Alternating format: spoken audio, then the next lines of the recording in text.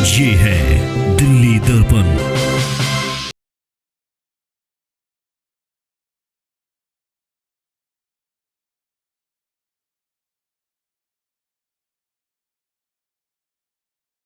जय हिंद। आप देख रहे हैं दिल्ली दर्पण टीवी। दर्शकों, आज मैं आपके सामने जिस विषय के बारे में बात करने वाला हूं, वो बेहद गंभीर विषय है।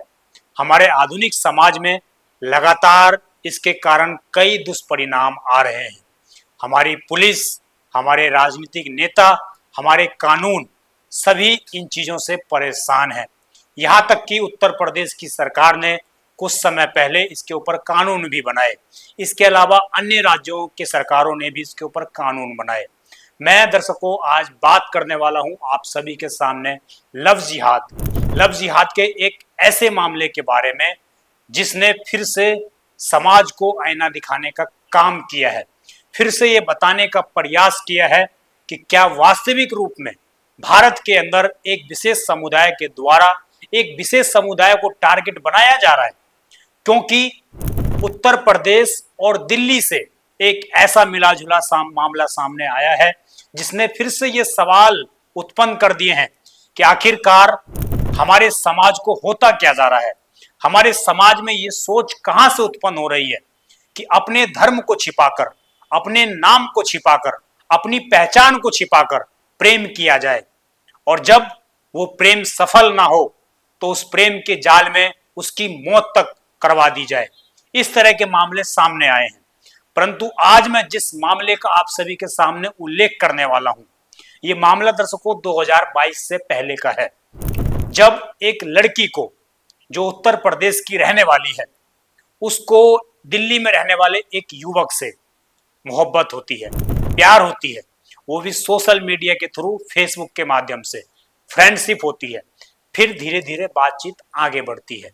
इसी बातचीत का फायदा धीरे धीरे उठते उठते लड़की को लड़के से प्यार हो जाता है। लड़के ने लड़की की जो पहचान बताई, जो फेसबुक पर उसकी आईडी थी, वो राहुल नाम से थी, और लड़की को उसने 2022 में दिल्ली मिलने के लिए बुलाया। नबी करीम इलाका, जो नबी करीम थाना भी है, वहां पर उसको मिलने के लिए बुलाया। उसके बाद उसको अपनी हवस का शिकार बनाया, और एक बार नहीं, ऐसे 3 से 4 बार उसके साथ किया गया। यहां तक कि 2023 में फिर से उस लड़की को बुलाया गया, वहां पर वो आई, फिर से उसको हवस का शिकार बनाया। लड़की प्रेग्नेंट हुई, परंतु उसको दवा दे दी गई और उसका एबॉर्शन करवा दिया गया। उसके बावजूद लड़की किसी भी प्रकार से लड़के पर शक नहीं किया करती थी, क्योंकि वो लड़का उससे बहुत ही अच्छे तरीके से बिहेव करता था। तमाम हिंदू के जो पूजा होते थे उनमें भाग पार्टिसिपेट करता था, तमाम त्योहारों में अपनी भूमिका अदा करता था, लड़की के हर दुख सुख में उसका साथ दिया करता था। और इससे ज्यादा किसी भी लड़की को एक्सपेक्टेशन नहीं होती है।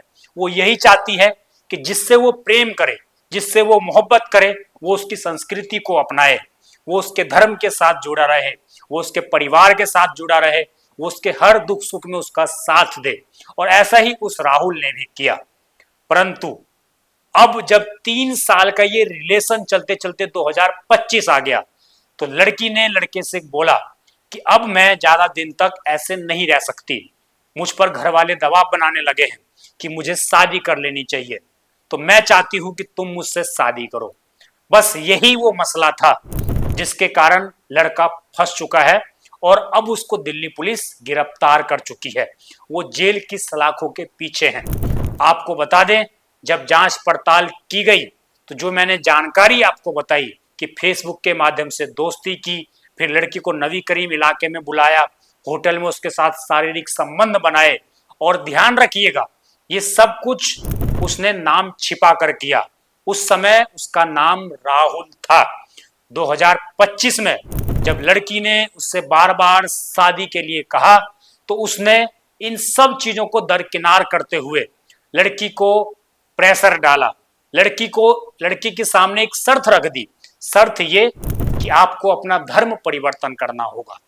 जब आप अपना धर्म परिवर्तन करेंगी तभी आपसे मैं शादी करूंगा। ये सुन लड़की शॉक्ड हो गई। वो बेचैन हो गई, वो परेशान हो गई कि आखिरकार ये कैसी डिमांड है, ये कौन सी वजह है, जो ये लड़का, जो ये राहुल जिससे मैं प्रेम करती थी, वो मुझसे इस तरीके से बातें कैसे कर रहा है, वो मुझे धर्म परिवर्तन करने के लिए क्यों कह रहा है। जब वो परेशान हुई तो उसने नबी करीम थाने में गई, वहां पर उन्हें जो थाना के अध्यक्ष थे उनसे बातचीत की, उनको सारी कहानी सुनाई, उनको बताया कि कैसे उसके रिश्ते की शुरुआत हुई थी, कैसे उस लड़की को प्रेम जाल में फंसाकर उस दरिंदे ने उसको शारीरिक हवस का शिकार बनाया, उससे अपनी सारी इच्छाएं पूरी की। और जब थाना महोदय को लगा, थाना अध्यक्ष को ये लगा कि वास्तविक रूप में लड़की के साथ धोखा हुआ है, जब पुलिस ने जांच पड़ताल की तो पता लगा कि जिसका नाम राहुल था वो वास्तव में फैजल मुगल है, उसका नाम फैजल मुगल है, जो दिल्ली के बारामली इलाके में रहता है। तो आप समझ सकते हैं 23 जून को पुलिस ने यह मामला दर्ज किया था और 24 जून को उस युवक को पुलिस ने गिरफ्तार कर लिया। आखिरकार उस युवक की मंशा क्या थी, उसने अपना नाम राहुल क्यों रखा था, ये सवाल हर एक कहानी में उठकर अक्सर आते रहते हैं। और इस बार भी वही कहानी दिल्ली के अंदर दोहराई गई। जब पुलिस ने उसको गिरफ्तार किया, उसके मोबाइल आईडी को अपने अंदर लिया, जांच पड़ताल की, पुलिस को चूंकि अब शक है कि इस लड़के ने ना जाने कितनी लड़कियों को ऐसे ही अपने हवस का शिकार बनाया होगा। अपना नाम राहुल रखकर, फैजल मुगल से राहुल रखकर अपना नाम, ना जाने इसने कितनी लड़कियों को अपनी हवस का शिकार बनाया होगा। जब लड़की से इसके बारे में पूछा गया कि क्या आपको कभी पता लगा, क्या कभी आपको शक हुआ कि ये जो नाम बता रहा है अपना, ये इसका वास्तविक नाम नहीं है, लड़की ने बताया कि आज तक कभी भी मैंने 3 साल के रिलेशन में उसको टोपी पहनते नहीं देखी, मैंने कभी भी उसको इस्लाम के बारे में चर्चा करते नहीं देखी, कभी भी नमाज करते हुए उसको नहीं देखी, कभी भी मदरसा मस्जिद के बारे में चर्चा करते हुए उसको नहीं सुना। वो सिर्फ हमेशा यही बात करता था कि हम कैसे अच्छे से रहेंगे, कैसा हमारा फ्यूचर होगा, कैसे हमारे बच्चे होंगे, ये तमाम चीजों के बारे में वो बात किया करता था। फैमिली को लेकर बात किया करता था, लड़की के फ्यूचर के लेके बारे में बात किया करता था। और जब भी कोई हिंदू ताजो त्योहार की बात हुआ करती थी तो उसमें खुलेआम शरीक हुआ करता था। कभी लड़की को यह शक नहीं हुआ कि ये हमारे धर्म का है ही नहीं। और जब लड़की ने शादी का प्रपोजल रखा तो उसको वो बोलता है कि आपको अब धर्म परिवर्तन करना होगा, मेरा नाम राहुल नहीं, मेरा नाम फैजल मुगल है और मैं दिल्ली के बलीमरान इलाके में रहता हूं। नबी करीम चूंकि इलाके में लड़की के साथ दरिंदगी हुई थी एक तरीके से, हालांकि लड़की की उस वक्त सहमति रही होगी, परंतु जब उसके साथ नाम छिपाकर, उसका अपना धर्म छिपाकर इस तरह की हरकतें की जाए तो उसको शायद दरिंदगी ही का दर्जा दिया जाएगा, क्योंकि लड़की के साथ एक तरीके से धोखा हुआ। और हम आम बोलचाल की भाषा में इसको अब लव जिहाद कहते हैं। तो दर्शकों, इस पूरी खबर को आपको बताने का मेरा मकसद, मेरा प्रयास सिर्फ इतना था कि हमें अपने समाज में जागरूक होने की बहुत ज्यादा आवश्यकता है। अपने समाज में अपनी बहन बेटियों को समझाने की बहुत आवश्यकता है कि आप प्रेम जरूर करें, परंतु प्रेम संभल कर करें। और उन लोगों को भी समझने की आवश्यकता है कि आप अपने धर्म के प्रति इतने कट्टर होते हैं। मैं किसी समुदाय को टारगेट नहीं करना चाहता, परंतु अक्सर ऐसे मामले क्यों आ रहे हैं, ये सवाल बनता है। उनके अंदर आखिरकार कानून का डर क्यों नहीं है? क्या उनके घर वालों को नहीं पता कि उनका लड़का किस लाइन में आगे बढ़ रहा है, क्या हरकतें कर रहा है, समाज में क्या भूमिका अदा कर रहा है? क्या उनको उन चीजों के बारे में जानकारी नहीं है? वो उसके सोशल अकाउंट्स नहीं खंगालते? क्या आखिरकार उसका लड़का सोशल अकाउंट किस नाम से चला रहा है? और आज भी ऐसे ना जाने कितने सोशल अकाउंट सोशल मीडिया पर फैले हुए हैं जिसमें वो रुद्राक्ष की माला पहनकर फोटो डालते हैं, नाम बाद में कुछ और निकलता है। तो हमें इस पूरी खबर के माध्यम से मैं उस समाज को भी एक बात बोलना चाहता हूं, बताना चाहता हूं कि जब आप अपने धर्म के प्रति कट्टर हैं तो आप हर एक चीज में कट्टर बनिए। और अगर कोई व्यक्ति, कोई परिवार का लड़का इस तरह की हरकतें करता है तो आपकी सामूहिक जिम्मेदारी बनती है कि आप उसका समाज से बहिष्कार करें, क्योंकि उसके बाद ही ये सारी चीजें, ये सारी घटनाएं हिंदुस्तान के अंदर रुक सकती हैं।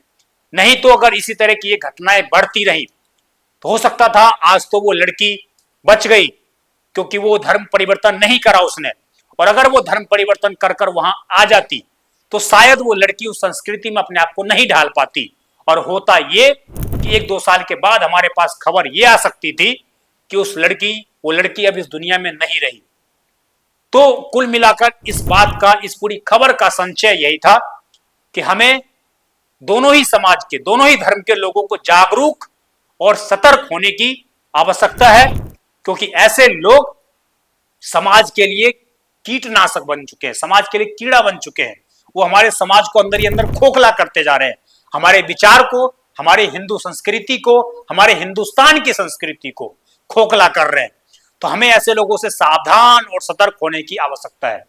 मैं किसी और नए एपिसोड में आपको मिलूंगा बहुत जल्द। आप देखते रहें दिल्ली दर्पण टीवी। मैं विजय ठाकुर, धन्यवाद। लेटेस्ट खबरों के लिए सब्सक्राइब करें हमारा YouTube चैनल या फिर लॉग ऑन करें www.delhidarpantv.com। खबरों की कवरेज और विज्ञापनों के लिए संपर्क करें।